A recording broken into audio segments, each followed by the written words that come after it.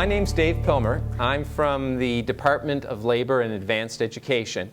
My job is normally I design math and science curriculum, but last year Literacy Nova Scotia asked me to come and do a workshop on learning styles and multiple intelligences, and I said, okay, that's something new I haven't done before, and so off I went, and darn, it was accepted positively. This presentation is about identifying your strengths, okay?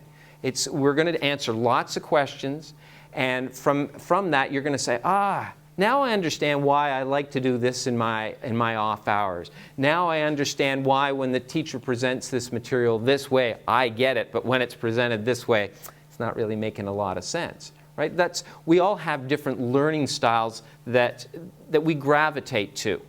For example, myself, when I went through public school years ago, when I went through elementary, if you looked at my report card, my report card didn't look that great. Okay, I was one of those kids who, this is in the days when it had, I can't remember what was below fair, but it was something that was below fair. It went fair, good, very good, excellent. Well, I was a kid who got the fair and the goods when I was in elementary school. And I didn't understand why. And the reason it took me a long time to figure out was that I had to stop listening to the teachers. For me, everything when I went through public school was all about being an auditory learner. The teacher got up in front of the board and told you all this stuff, and you were supposed to just get it all in through your ears, and it was supposed to all make sense, and you were supposed to go write a test. Well, it wasn't working for me. I didn't know that. It wasn't until grade 7 that I kind of said, you know what, I'm just going to forget what the teacher's saying. I'm just going to stick my head in the book, figure it out for myself, and see if that worked, because the other system wasn't working for me. Wow, what a complete difference. I went from one of the below average students in the class to one of the best students in the class because I kind of stumbled upon the idea that I have a different way of learning, and it's not the way that's been presented to me presently. And that's what this is all about, trying to figure out what works best for you. That doesn't mean your teacher is going to now suddenly say, because you're a visual learner, I'm going to do everything visually. Okay? But what it will mean is you'll say that I understand why the teacher's presenting this in this fashion, and I know that this will help me, but maybe we can talk to the teacher and they can find another technique for presenting the same idea that may work best for myself and my learning style. Does that kind of make sense? Yeah, it's identifying the problem. Right. And it's not so, I don't want to focus too much on identifying the problem, but identifying your strength. Because that's really what we're trying to embrace here. Is you come to the table bringing a skill set that we as teachers and instructors need to know how to tap into. And it helps us when you understand what that skill set is that you bring to the table. So when you sit down and the teacher says, oh, I'm going to teach you about fractions, and you say, well, yeah, that's usually the first reaction. Oh, fractions. That's the F word of mathematics, right? That if you're a visual learner and a kinesthetic learner, somebody who likes to touch things and feel things, that maybe bringing out those colorful manipulatives to teach you how to work with fractions, that makes sense to you. And you go, yeah, I understand why I want to do that. That's important for me to gain understanding about this. And if the teacher tries to go right to the symbolic, just tries to teach you how to add and subtract fractions by you do this and you do this and you do this, you kind of go, oh, wait a second, that's not making sense to me. Can we try something else? And so you say, can we bring it, is there anything in that tickle trunk of stuff that you got over there for math that could help me understand fractions? And if that's what you need, then tell them that and they'll bring it out. I know you're going to look at this at first and you're going to think, oh my gosh, we've got to answer all this right now. No, we're going to do it slowly together. Okay, I don't want you to race through and try to answer all the little questionnaires, because as we go through, I want you to talk about some of these things. So feel free to interrupt at any point in time and say, okay, what the heck does this statement even mean? Because some of it isn't always that clear. So what this first session is about, if you turn to page 2, multiple talents or multiple intelligence tests. Now, it used to be back in the 80s and 90s, everybody talked about multiple intelligences. And that word has kind of been thrown out a little bit now. The reason being is that when we talk about intelligence, we talk about more things that have standardized tests for IQs and so on. And that's not really what we're talking about here. We're not talking about that cognitive horsepower. It's really celebrating strengths or talents. Okay? So a better term to use is to call it multiple talents or multiple strengths. Okay? But you'll still see multiple intelligences used. So what we're going to do is going to go through each section of questions. And I'm going to read them off just because the font's kind of small, and it's even small even on my PowerPoint. And what you're going to do is, if that statement applies to you, just put a 1 by it. If it doesn't apply to you, just leave it blank. Okay? Simple as that. So, I easily pick up on patterns. If that statement's true for you, put a 1 down. If it's not, then just leave it blank. I focus in on noise and sounds. Moving to the beat is easy for me. Definitely not the case for me. I was in a rock band. I was the singer, and the drummer used to make fun of me constantly because I couldn't figure out, even to this day, the song Voodoo thing. I still don't know where to come in. He would be like, "Here you go, Dave." I'd be, boom, and I go, "What?" And I just wouldn't get it. I wouldn't get it. Didn't matter what I did. I enjoy making music. I respond to cadence of poetry. That just means the rhythm of poetry. Okay? I don't, for example, when I read a poem, it's like, how is this, the rhythm of this supposed to go? Unless it's a limerick, like there once was a man from Nantucket. I have no idea what the cadence is or the rhythm. I remember things by putting them in a rhyme. Concentration is difficult for me if there is background noise.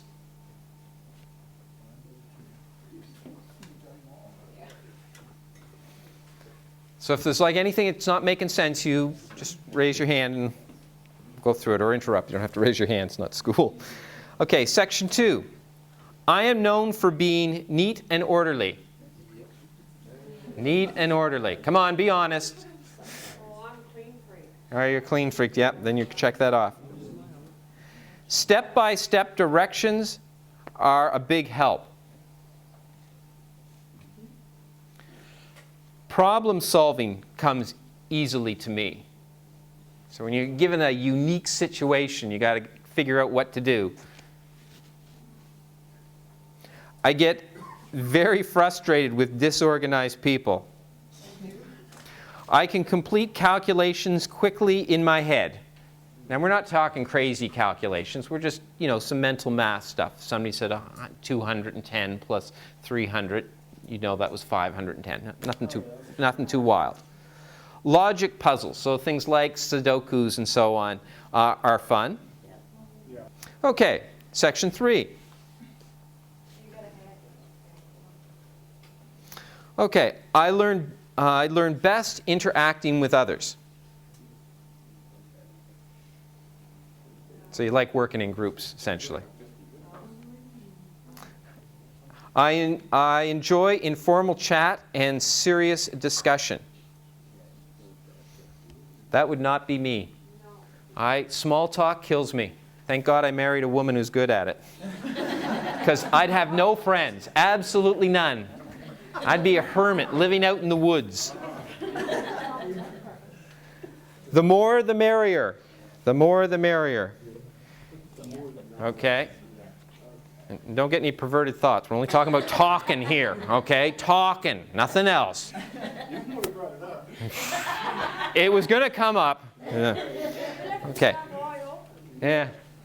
I often serve as a leader among peers and colleagues. So you like taking on that leadership role. I dislike working alone.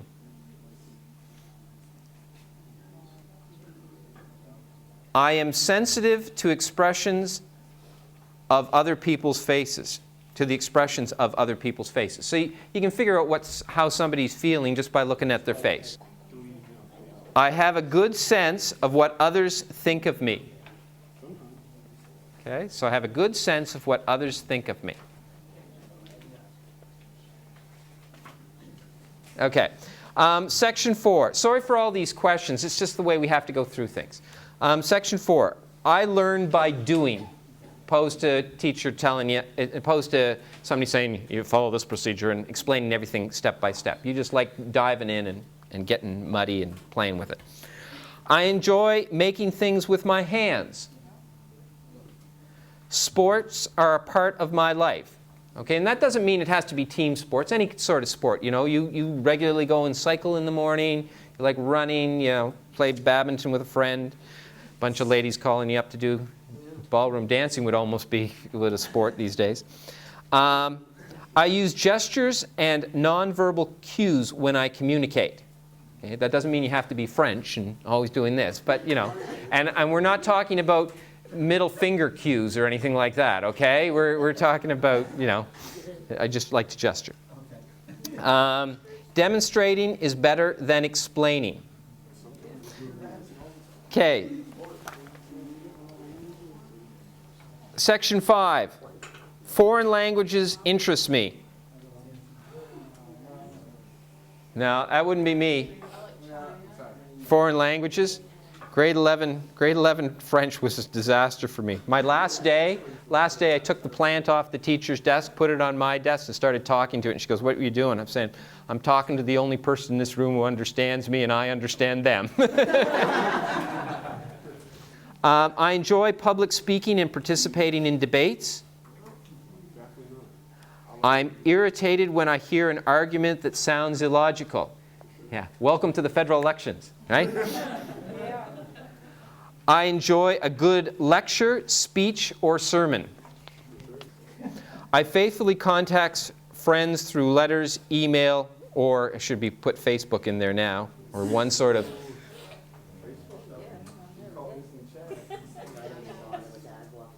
It is easy for me to explain my ideas to others. It's easy for me to explain my ideas to others. I write for pleasure. Not because it's work, you just enjoy doing it. Section 6. My attitude affects how I learn. I think most of us would probably check that off, because if I'm in a bad mood, it's pretty hard to learn something new. Yeah. I like to be involved in causes that help others. Yeah. I'm keenly aware of my moral beliefs. I learn best when I have an emotional attachment to the subject.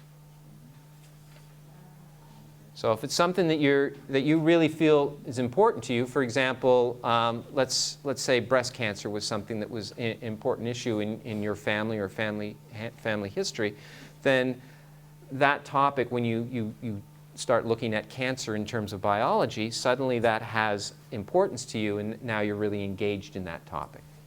When I believe in something, I give more effort towards it. I am able to learn from both my successes and my failures. The reality is, most of us learn more from our failures than our successes. And the people who are truly innovative in this world, they're willing to have failure. And that's the biggest thing. You know, you fall flat in your face, you'll learn never to fall flat in your face like that again. You'll pick yourself. Not the same way, at least. You might fall. Right. Okay, last section. We're almost finished with all these darn questions. Section 7. Rearranging a room and redecorating are fun for me. Yeah, there you go. I enjoy creating my own works of art. I enjoy all kinds of entertainment media. Charts, graphs, and tables help me interpret data. Opposed to just giving you a list of numbers, you like seeing those graphs and those tables. They put some order to that chaos. I'm good at reading maps and blueprints. I can visualize ideas in my mind. So when you're thinking about something, you're creating that mental image. I can look at an object one way and see it in my head sideways, backward, or backwards with ease. So some people have a hard time saying, okay, here's this three-dimensional object. Can I visualize what's on the other side, or what's over here, or what's over here? They don't have to actually physically spin it. They've already got that in their head. And then lastly, when I was a child, I enjoyed building things with building blocks. Example, Lego, constructs, anything where you're, creating those kind of structures. Neat things. Okay. Okay, now guys, on this chart, can I actually grab yours? Or do you want me to share it with others? Okay. On this chart, what you're going to do is, starting at the bottom, you're going to count how many points you had for each of those sections. So for section 1, in this case, Anna had 6 for that first section, so she shaded in 6 boxes, okay? And then you just go through each of the sections and you shade off the number of boxes that are appropriate, starting at the bottom. So you're ending up with a nice little bar graph at the end of all this, okay? So if you can do that, that'd be greatly appreciated. Starting at the bottom, working your way to the top. Look at each section, what you scored on each section.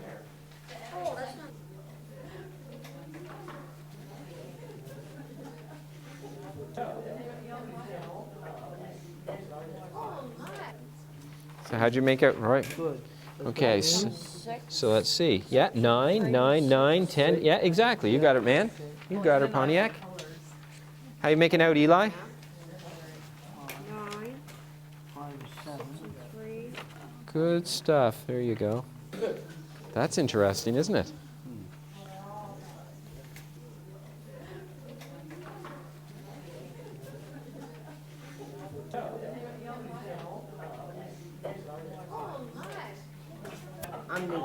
Okay, guys, can we bring everybody back to the tables?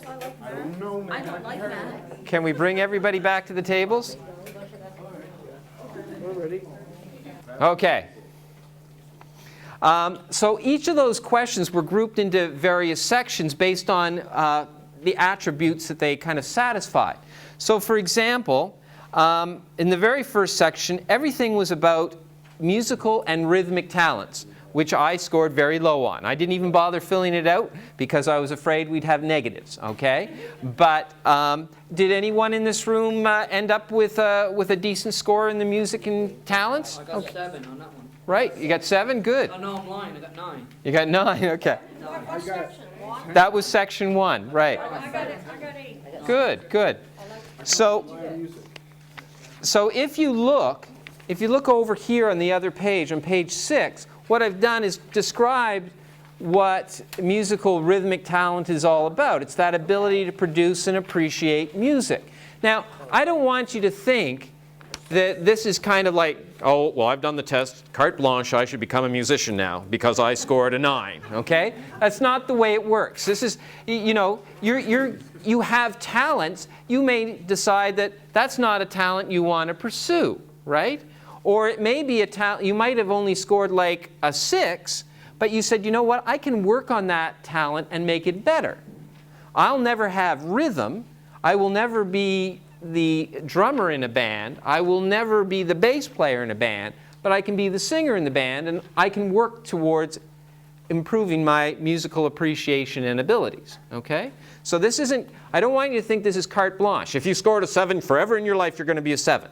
No, and neither do I want you to think that because you've scored a 7, now suddenly you should be a musician. No, that's not the way this works, okay?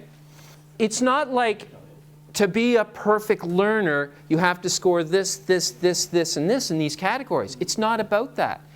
Our job as instructors is to say, you know what? If you're in our classroom and you're attending our classroom and you're engaged, you already are a perfect learner. That's what we need from you. Show up and want to learn. And what we need to do is we need to look at this chart and say, Keith, I understand your talents. So when I'm teaching concepts, I'm going to be respectful of those talents and try to play to them. That's right. And then as you can celebrate your talents. It's not about, is there a perfect student in this world? Well, I wasn't. I mean, I ended up doing well in school. It took me a long time to find my path. I was talking to plants in French class, I was doing silly things, but I mean, eventually I found my route, and that's what this is all about, you finding your pathway that works for you. Most people have capacities in each one of these areas of strengths or talents, okay? It's not like you're devoid of any of them, okay? That everybody has talents, and they're not, they're different for each of us, and that's to be expected, okay? Going back to Keith's question, there isn't a perfect student. It's the job of the instructor to try to design materials that best suits your needs. Talents are not static. Just because you scored poorly in kinesthetic initially, that doesn't mean you'll forever be stuck at whatever it was, a 3 or a 4. But what I'd like to do with the remaining time is look at the learning styles test. There are 2 other tests on this paper, and I always put more on the talk than I could possibly do. But it's just, I think that's the teacher in me. I don't want to be caught with my pants down.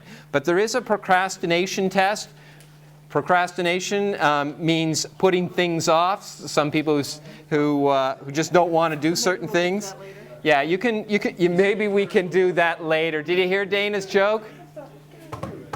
Yeah. Did anybody hear Dana's joke? Yeah. Maybe we can do the procrastination test later. Ah. Everybody wants to do it now.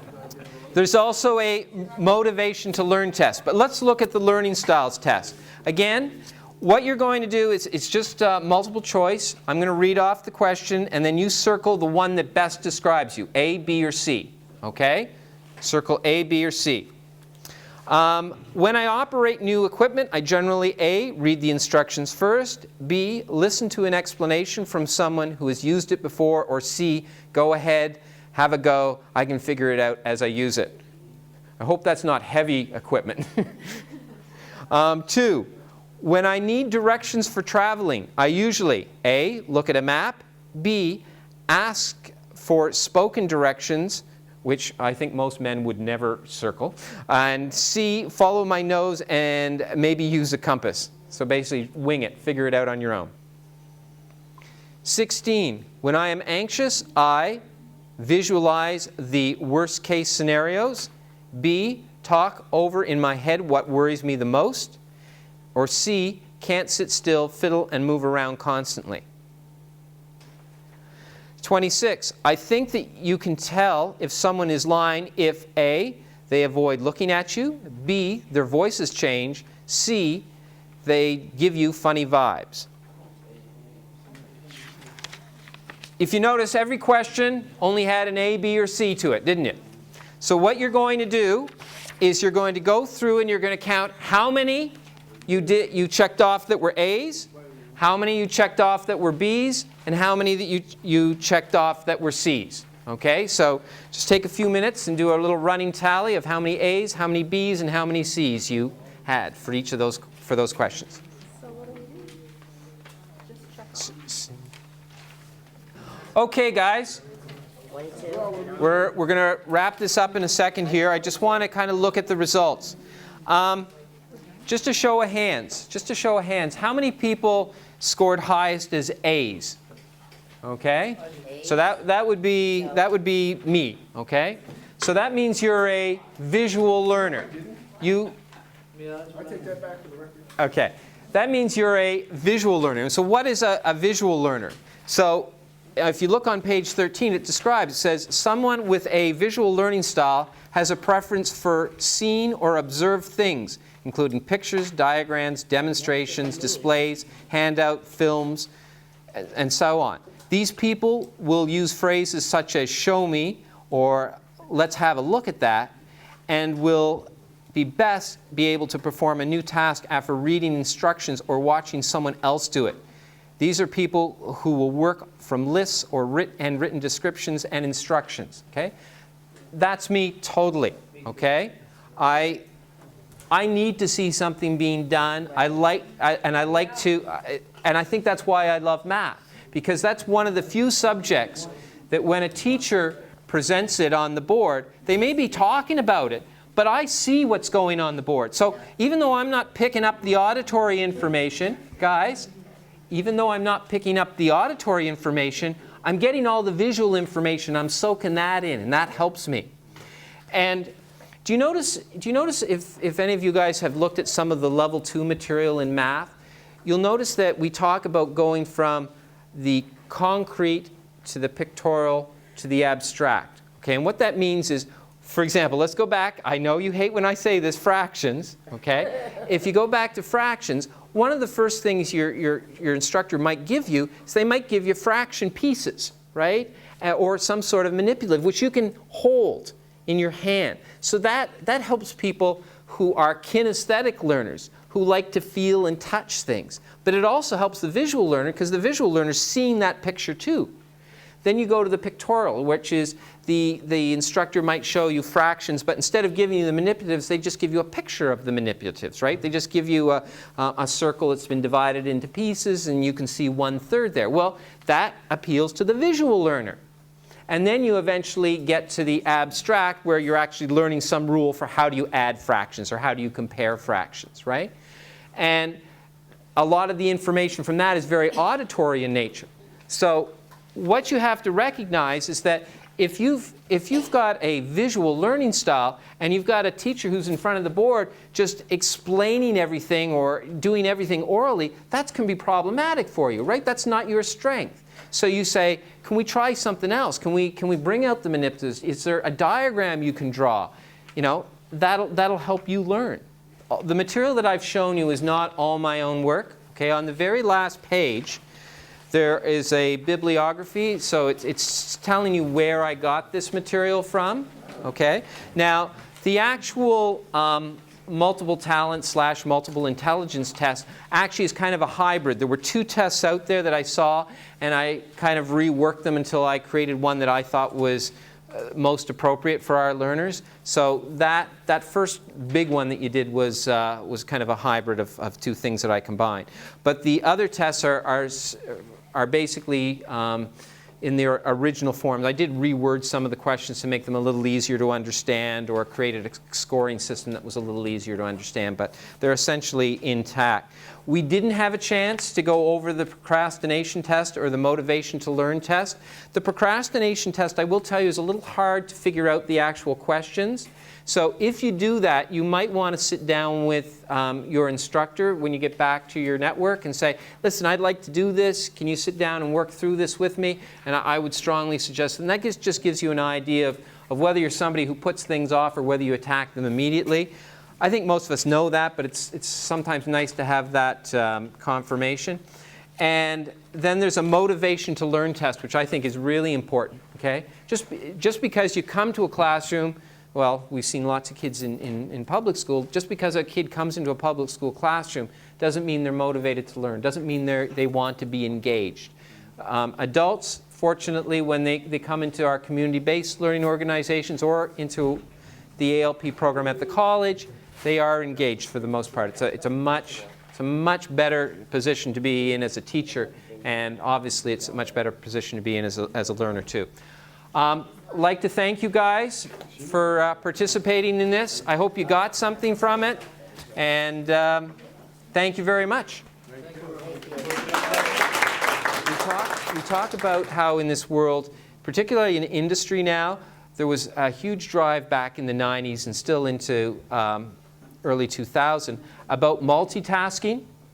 You know, where everybody's supposed to be able to keep like 10 balls in the air. And when you look at these smartphones that we now have, there's almost an expectation that, you know, when you're off, you can, you know, address all your friends' needs, your work needs, your children's needs. It's really difficult with some of this technology because you just got so much information coming at you, and how do you handle it? It's interesting, there was just recent studies out that showing in industry that actually that whole multitasking model is not the way to go. That it is the least efficient model altogether. That it's better if people can focus on 1 or 2 major tasks and address those. They end up with a far better product in a far shorter period of time than if they try to do 5 or 6 things at once. Now it kind of makes sense for us, but in industry, that was kind of a different concept because everybody was trying to downsize and get more from the same employees. I'm glad to see that they're recognizing that that's a bit problematic. Okay, so you know, when we talk about procrastination, I guess it's important that we say, remember to set goals, focus on those 1 or 2 items, get them done before you move on to something else. Because if you got 7 or 8 balls in the air, you are going to procrastinate, even the best of you. Okay? Have a good one, folks. Have a good lunch. I think the pizza's here. I thought about bringing Dave to our workshop, his workshop to our school, because it would be beneficial for some of the people to learn more about themselves and what they can do. It's important to know what you can do. And I've learned a lot. I've learned a lot coming to school. And I would suggest no matter how old you are, anything, just come to school and learn. You'd be surprised what you can learn from coming to school. I love this workshop because it helped me get to know myself and what I am capable of doing. And I've learned so much from it. And when I went to Truro, I've learned a lot from Truro. It was a good experience for me. Coming back to school means to me a lot. I got out of school when I was 12. My father told me I had to go to work. I've been out 46 years or 47. And I went fishing all my life. And when I used to go to the bank, what little money I made, my sister always took care of me and signed the checks. I could not read or write. But now, this is a whole different ball game now. As I come back to school, first I applied for the Learning Center and I had to take a little test to get in. Anyway, now it's very good now because I don't have to have her to sign anything where I had to get her to sign everything before. And it makes me feel better. It's not that I don't appreciate her helping me, but I can do a lot on my own now. So I do appreciate that very much. The people here are good, the instructors are very good. And I learned things that I would never learn if I don't go to the workshops. That's why when I come to school, I lose no time because I figure what time I lose, I will not gang back. And I'm 60, going on 62, and I enjoy every minute. I've been coming 2 years, and I enjoy it very much. It's really worth coming back to school because it will help you reach your goals in the future, and you do really need education in order to get these jobs nowadays. Without an education, where would you be? What I liked about this workshop is I learned a lot of things that apply to me now in life, and I never thought about it until I did like the little exercises, and it's like, oh my God, that applies to my life now. So what I got from it is that the things I did learn, I can apply them to my life in the future, and hopefully they'll help me reach my goals that I want to. Before, when I never went to school, I never knew that there were so many opportunities open. I used to sit on my couch and watch TV about this kind of stuff. And then I decided one day to get up and actually go out and check it out for myself. And then I come here and then I start dealing with a lot of people that are here, and they are really good. And then I learned that there's a lot more things out there for me than just sitting on my couch watching stuff like this. So now I'm here and I'm hoping the rest of the people will come and do the same thing, because there needs to be a lot more people working than sitting home, because really the world ain't getting no better with nobody helping. And we got to start off somewhere. So I encourage everybody just to get out there and start learning and do something for themselves and see what they can become, because the whole point of this program is to see what you can become. Because everybody has something that they're good at. Not everybody's good at everything, but everybody's good at something, and that's what they're trying to teach you with this program. If you want work, you got to go look for it. Nobody's going to sit there and give you a job. There's all kinds of work to be found out there. You just got to create it. You got to learn about it. Every day is a learning day. There's not a day that goes by that you don't learn something new. If you think you know everything, then you're a fool, because nobody knows everything, and there's always stuff to do and always stuff to learn. If you want to make your community a better place, you got to start with yourself.